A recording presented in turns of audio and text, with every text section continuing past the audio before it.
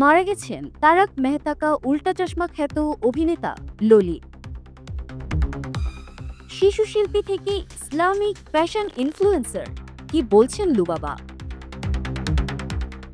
এদিকে সেই গৃহকর্মীর নামে মামলা দায়ের করেছেন পরিমণি। জেনে নিন বিস্তারিত।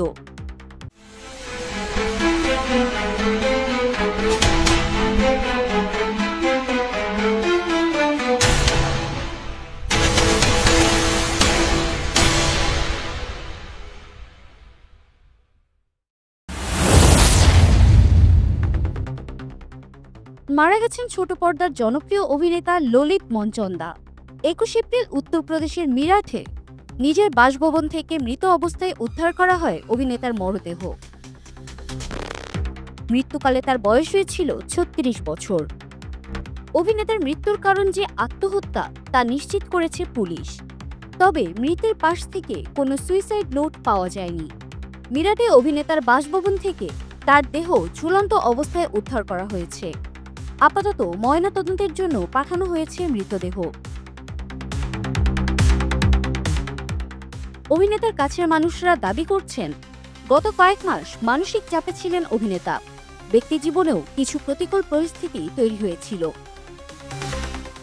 উল্লেখ্য, তারক মেহতা কা উল্টা চশমা, ক্রাইম পেট্রোল সহ একাধিক ডেইলি সোপে দেখা মিলেছে ললিত মনচন্দার।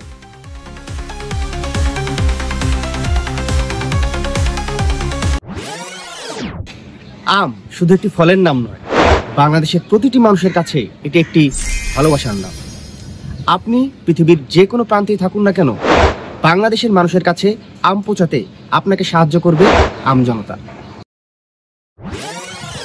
ও হ্যাঁ, কোয়ালিটি এবং বিশ্বস্ততা নিয়ে একদম নিশ্চিন্ত থাকতে পারেন।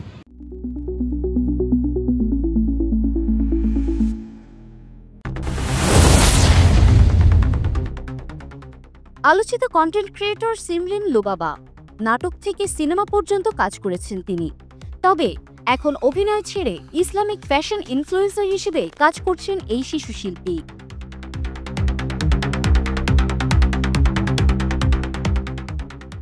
সম্প্রতি অভিনেত্রী দিলারা জামানের হাত থেকে আলোকিত নারী পুরস্কার পেয়েছে লুবাবা।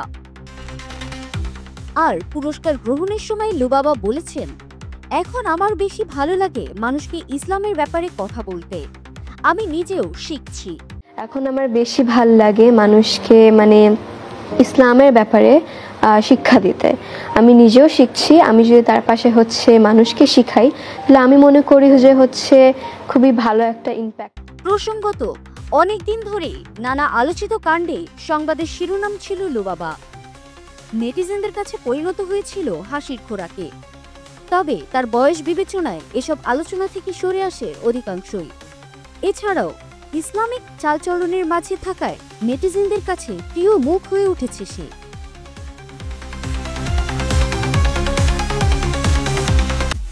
AC, CC camera setup, computer সমস্যা সহ বসতবাড়ি কিংবা অফিসের ইলেকট্রিক্যাল সমস্যার নিশ্চিত সমাধান, সার্ভিস অ্যান্ড মেইনটেনেন্স। যোগাযোগ করুন আমাদের মোবাইল নাম্বারে অথবা ভিজিট করুন serviceandmaintenance.net।